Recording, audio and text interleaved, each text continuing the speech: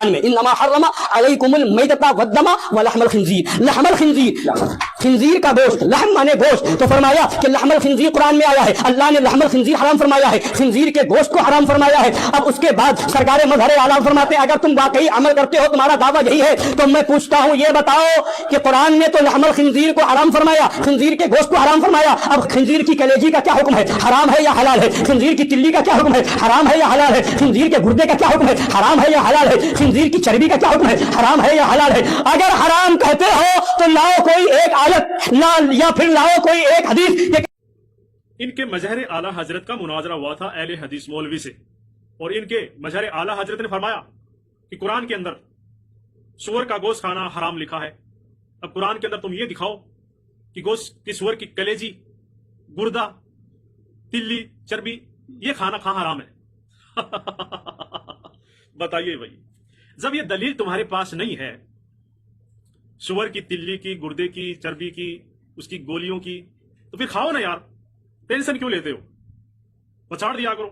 ویسے ہی بکرے کا گوشت بہت مہنگا ہے، پچاڑ دیا کرو۔ گوشت کا حرام لکھا ہے نا، صرف اس کی ہڈیاں حرام نہیں ہے، اس کی چربی حرام نہیں ہے، اس کا لیور حرام نہیں ہے، اس کی کلیجی حرام نہیں ہے، کھایا کرو مزے سے، سواد لے لے کے۔ یار ان بیوقوفوں کو کون سمجھائے؟ دنیا ان کی مذاق اڑاتی ہے۔ ایک غیر مسلمان سے بھی آپ پوچھو گے نا، کسی ڈاکٹر سے جا کے پوچھ لو کہ بھئی جو ہمارا جو گوشت ہے اور ہمارے گوشت سے الگ ہے کیا؟ ہماری کلیجی ہیں، گردے ہیں، ہماری چربی ہیں، ہماری اوجڑیاں ہیں، یہ کیا ہم سے الگ ہے کیا؟ یہ ڈاکٹر سے پوچھو آپ، ڈاکٹر بھی یہ کہے گا کہ بھائی یہ تمہارے گوشت سے الگ نہیں ہے، یہ تمہارے گوشت سے ہی بنتی ہے، گوشت کا حصہ ہے، یہ گوشت ہی ہے۔ لیکن ان کے مظہر اعلیٰ حضرت کو یہ پتہ نہیں ہے۔ ان کے مظہر اعلیٰ حضرت سوچتے ہوں گے کہ وہ جو چربی ہے، جو گردہ ہے، تلی ہے، کلیجی ہے، وہ کہیں پیڑ پر لگتی ہوں گی، وہ وہاں سے توڑ کر لے کے آتے ہوں گے۔ نعوذ باللہ، یار کیسے یہ لوگ ہیں، کیسے بیوقوف بناتے ہیں عوام کو۔ مجھے یہ بتائیے کہ ایک انسان شام کے وقت وہ تربوز کھا لیتا ہے، اور تربوز کے 15-20 بیج وہ سیدھا ہی نکل لیتا ہے، پھر وہ صبح میں ہنگنے جاتا ہے اور وہ بیج ثابت اس کی گندگی میں نکلتے ہیں۔ پھر مجھے یہ بتائیے آپ کہ وہ بیج کھانا ناجائز حرام ہے یا حلال ہے؟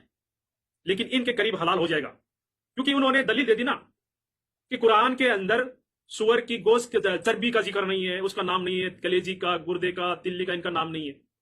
تو اس حساب سے ان کے لیے وہ جو گندگی میں ٹٹی میں نکلا ہوا جو بیج ہے نا، ان کے حساب سے وہ حلال ہے، اس کو کھا سکتے ہیں۔ بتائیے یار کیسی باتیں کرتے ہیں، اپنی خود مذاق اڑاتے ہیں یہ لوگ۔ ارے بھائی جو سور پورا حرام ہے، پورا حرام ہے۔ جب اللہ تعالیٰ نے سور کے گوشت کو حرام کر دیا تو مطلب وہ پورا سور گوشت سے تو بنا ہوا ہے، اور کس چیز سے بنا ہوا ہے؟ مجھے یہ تو بتائیے کہ وہ پورا جو گوشت جو سور بنا ہوا ہے وہ کس چیز سے بنا ہوا ہے؟ پورے گوشت سے تو بنا ہوا ہے۔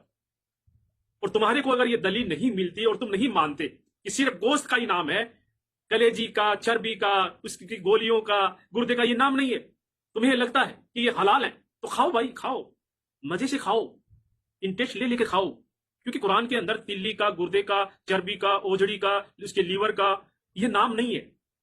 تو تمہارے کو دلیل مل گئی، کھاؤ مزے سے کھاؤ، سواد لے کر کھاؤ، کیا ٹینشن ہے؟ کیوں ٹینشن لیتے ہو؟ میرے پیارے، میں بریلوی مسلک کی عوام کو یہ کہتا ہوں، میرے پیارے بھائیوں، میں خود پکا بریلوی تھا، انہی کی باتیں میں مانا کرتا تھا۔ جب میں نے خود تحقیق کی قرآن اور حدیث سے تو مجھے پتا لگا کہ یہ سب سے گمراہ لوگ ہیں۔ یہ وہی مولوی ہے یہ جو کہتا ہے کہ سنی رنڈی کے کوٹھے پہ مرے گا تو جنت میں جائے گا، عقیدہ صحیح ہونا چاہیے، وہی مولوی ہے یہ۔